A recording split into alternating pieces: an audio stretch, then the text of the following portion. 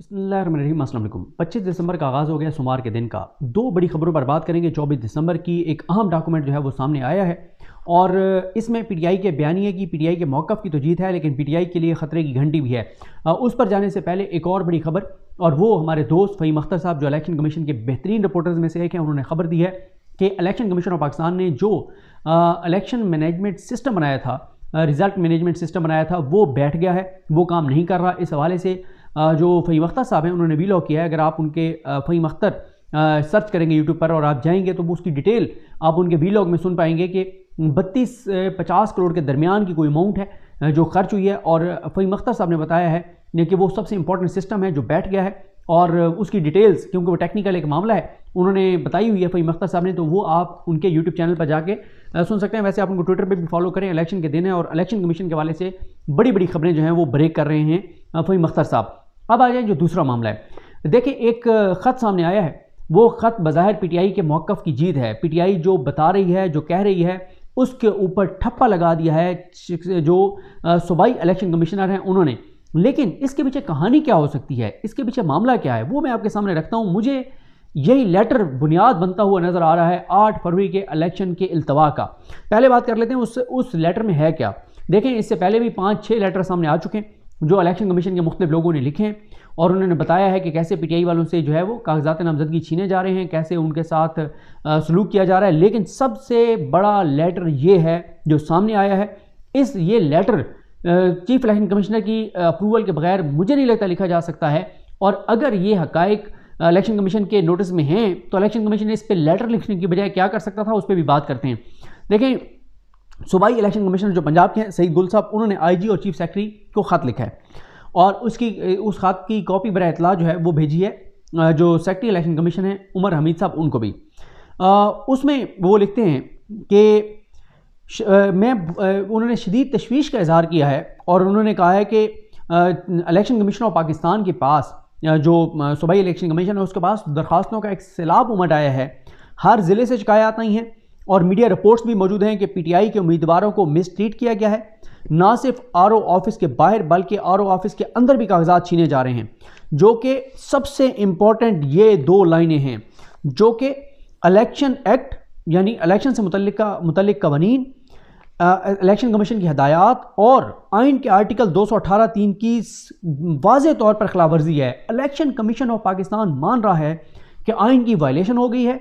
आइन के मुताबिक जो साफ शफाफ इंतखाबात इलेक्शन कमीशन ऑफ पाकिस्तान ने कराने थे वो नहीं हो पा रहे, उसकी वायलेशन हो गई है। इलेक्शन एक्ट की भी वायलेशन हो गई है, कानून की भी वायलेशन हो गई है, इंस्ट्रक्शंस की भी वायलेशन हो गई है, आइन की भी वायलेशन हो गई है।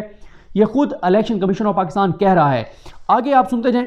उसके बाद वो कहते हैं कि इस ऑफिस ने, यानी जो सूबाई इलेक्शन कमिश्नर का ऑफिस है, इस ऑफिस ने बहुत सी शिकायत और दरखास्तें आपके दफातर को भेजी हैं, यानी चीफ सेक्रेटरी को और आईजी पंजाब को, मुतलका इदारों को भी भेजी हैं कि फौरी एक्शन लिया जाए, सूरत हाल को कंट्रोल किया जाए। लेकिन हैरान कुन तौर पर कोई एक्शन नहीं लिया गया और अब तक वाक़यात जो हैं वो हो रहे हैं। यानी इलेक्शन कमीशन अपनी नाकामी का एतराफ़ कर रहा है कि इलेक्शन कमीशन ने जो आरओज़ लगाए हैं, जो डीआरओज़ लगाए हैं, जिनको सुप्रीम कोर्ट ने बहाल किया है, जिनको लाहौरी कोर्ट ने जो है वो उमैर नियाज़ी की दरख्वास्त पर, जिस पे अबूज़र सलमान नियाज़ी ने दलाइल दिए थे, उसको सस्पेंड कर दिया था उस नोटिफिकेशन को, लेकिन सुप्रीम कोर्ट ने बहाल किया। और काजी फाइज ईसा साहब की, अगर आप सुप्रीम कोर्ट की प्रोसीडिंग जो लाइव चली थी उसको जाके सुन लें, तो काजी फाइज साहब ने बहुत डिफेंड किया था इन इलेक्शन कमीशन की जानिब से लगाए गए रिटर्निंग ऑफिसर्स को, और कहा था ये इंडिपेंडेंट लोग हैं, और काजी साहब ने इनके हक में दलाइल दिए थे। और अब इलेक्शन कमीशन जिसने खुद इनको लगाया था वो आगे इनके बारे में क्या कह रहा है वो भी सुनिए। वो कह रहे हैं कि आज आखिरी दिन है कागजात नामजदगी जमा कराने का, लेकिन सूरत हाल अभी तक ख़राब है। खौफ की वजह से जो है वो जो उम्मीदवार है वो उस तरह से कागजात नामजदगी जमा नहीं करवा पा रहे, कागजात छीने जा रहे हैं, पुलिस की तरफ से साजगार माहौल नहीं है, बिला इम्तियाज़ कागजात जमा नहीं कराए जा सक रहे जो कि होने चाहिए थे। और होना तो ये चाहिए था कि बिला इम्तियाज़ बगैर किसी रोक टोक के कागजात जो है वो जमा कराए जाते, लेकिन ऐसी सूरत हाल नहीं है। वो कहते हैं कि परेशान कौन सूरत हाल ये है कि आरओज़ जो कि सूबाई और वफाकी एग्जेक्टिव के मातहत हैं, यानी वफाकी हुकूमत और सूबाई हुकूमत के एग्जेक्टिव के मातहत हैं, और यही बात उमैर नियाज़ी की दरख्वास्त में अबूज़र सलमान नियाज़ी ने उठाई थी लाहौरी कोर्ट के सामने, इमरान खान के हुक्म पर, इमरान खान की हिदायत पर, कि आरओज़ जो कि सूबाई और वफाकी एग्जेक्टिव के मातहत हैं, वो फ़ाल किरदार अदा नहीं कर रहे। ये इलेक्शन कमीशन खुद एतराफ़ कर रहा है अपने लेटर में कि उनके लगाए गए आरओज़ DROs फ़ाल किरदार अदा नहीं कर रहे। इससे बड़ी चार्जशीट नहीं हो सकती, इससे बड़ा सरेंडर नहीं हो सकता। इलेक्शन कमीशन मान रहा है कि वो साफ शफाफ इलेक्शन कराने में अब तक नाकाम नजर आता है और 45 रोज़ रह गए हैं इलेक्शन में और 44 रोज़ रह गए और उन्होंने 44 रोज़ पहले सरेंडर कर दिया है कि जनाब ये नाकाम हो गए हैं, ये रिटर्निंग ऑफिसर्स, ये ब्यूरोक्रेट्स जिनको हमने DROs लगाया है, ROs लगाया है, ये इलेक्शन कमीशन कह रहा है। उसके बाद वो कहते हैं कि वो जो ब्यूरोक्रेट्स जिनको रिटर्निंग ऑफिसर्स लगाया गया है वो जिम्मेदारी अदा नहीं कर रहे जो इलेक्शन कवानीन के मुताबिक हैं, जो इलेक्शन एक्ट के मुताबिक है, जो इलेक्शन कमीशन की हिदायत के मुताबिक जो काम उन्होंने करने थे वो काम वो नहीं कर पा रहे। यहाँ तक कि वो अपने दफ्तर के अंदर की सूरत हाल कंट्रोल करने में नाकाम नजर आते हैं। इससे बड़ा तमाचा नहीं हो सकता। इलेक्शन कमीशन का सूबाई चीफ अपने नीचे जो DROs हैं, जो ROs हैं, उनके मुंह पे तमाचा मार रहा है, बल्कि अपने मुंह पे इलेक्शन कमीशन तमाचा मार रहा है कि जनाब हमारे लगाए गए ROs DROs मुकम्मल तौर पे नाकाम हैं। यहाँ दफ्तर के बाहर तो छोड़ें, दफ्तर के अंदर। और वो मैंने आपको बताया था लास्ट वीडियो में कि जुबैर नियाजी के कागजात जो उन्होंने जमा कराए वकला ने, टेबल से उठा के और SHO ले गया रिटर्निंग ऑफिसर की और वो बैठा रहा। फिर मामला उधर गया लाहौर हाई कोर्ट और उससे वो जो वकला जो सलमान और एक और वकील थे उनको अबूज़र सलमान नियाजी ने दरख्वास्त दी और फिर उनको जो है वो बाजियाब करवाया गया। उसके बाद आ गया जाए, वो कहते हैं इलेक्शन कमीशन के सूबाई चीफ कहते हैं कि जैसा कि आप जानते हैं, IG को कह रहे हैं और चीफ सेक्रेटरी को कह रहे हैं कि जैसे कि आप जानते हैं कि तमाम एग्जीक्यूटिव अथॉरिटीज़ इलेक्शन के दौरान इलेक्शन कमीशन ऑफ पाकिस्तान को असिस्ट करने के पाबंद हैं आर्टिकल 220 के तहत, लेकिन ऐसा नहीं हो रहा। इलेक्शन कमीशन ये कह रहा है कि आर्टिकल 218 की भी खिलाफवर्जी हो चुकी है, आर्टिकल 220 की भी खिलाफवर्जी हो चुकी है, इलेक्शन कवानीन की भी खिलाफवर्जी हो चुकी है और इलेक्शन कमीशन की हिदायत की भी खिलाफवर्जी हो चुकी है। और वो ये कह रहे हैं कि ये जो आइन के आर्टिकल्स हैं उनकी खुलम खुला खिलाफवर्जी है। और वो कहते हैं कि जो सूबाई हुकूमत के मातहत अफसरान हैं वो ताउन नहीं दे रहे जो ताउन उनको देना चाहिए था, और इसलिए उन्होंने चीफ सेक्रेटरी को कहा है, IG को कहा है कि आप अपने मातहत अफसरान को, ज़िम्मेदारान को सख्त अहकाम जारी करें कि वो जो है वो जो ये है उम्मीदवार हैं उनको बिला खौफ व ख़तर बिला इम्तियाज़ कागजात नामजदगी जमा कराने के लिए एक साजगार माहौल जो है वो फराहम करें और इस चीज़ को यकीनी बनाएं। और आप उन्होंने कहा है कि DCs को भी और अपने इंतज़ामी अफसरान को भी कहें कि वो सूरत हाल को कंट्रोल करें और मुदाखलत करने वालों के ख़िलाफ़ कार्रवाई करें। अब बात यह है, अगर इलेक्शन कमीशन ऑफ पाकिस्तान ने इलेक्शन करवाने हैं तो इलेक्शन कमीशन ऑफ पाकिस्तान जो इमरान खान के पास 2 बार चला गया है, तमाम इलेक्शन कमीशन मेंबरान इमरान खान पर तौहीन अदालत की फर्द जुर्म लगाने के लिए और फवाद चौधरी साहब पर, वो इलेक्शन कमीशन को चाहिए ये था कि भाई कोहराम मच जाता इस सूरत हाल के बाद, चीफ इलेक्शन कमिश्नर और चारों मेंबरान पांचों बैठ जाते, अदालत लगा लेते और पांचों IG को तलब करते, चीफ सेक्रेटरी को तलब करते, ये जो पुलिस के अफसरान हैं, जो SHOs हैं जिन्होंने ये किया है उनको कंटेम्प्ट नोटिस करते, उनको फ़ौरन ओहदों से हटवाते, ये सारा कुछ करते। इलेक्शन कमीशन ने 1% के इलेक्शन में नून लीग के लिए जिस हद तक इलेक्शन कमीशन गया था उसका 1% भी यहाँ पर नहीं कर रहा पूरे मुल्क में इलेक्शन के लिए, और ख़ुद एतराफ़े जुर्म कर रहा है कि हमने ये जो रिटर्निंग ऑफिसर्स लगाए हैं ये कानून पर, आइन पर नहीं चल रहे, हमारी हिदायत पे नहीं चल रहे, साफ शफाफ इंतखाबात नहीं करवा रहे। इससे बड़ी चार्जशीट नहीं हो सकती अपने खिलाफ इलेक्शन कमीशन की, इससे बड़ा मुंह पर तमाचा नहीं हो सकता इलेक्शन कमीशन के ऊपर।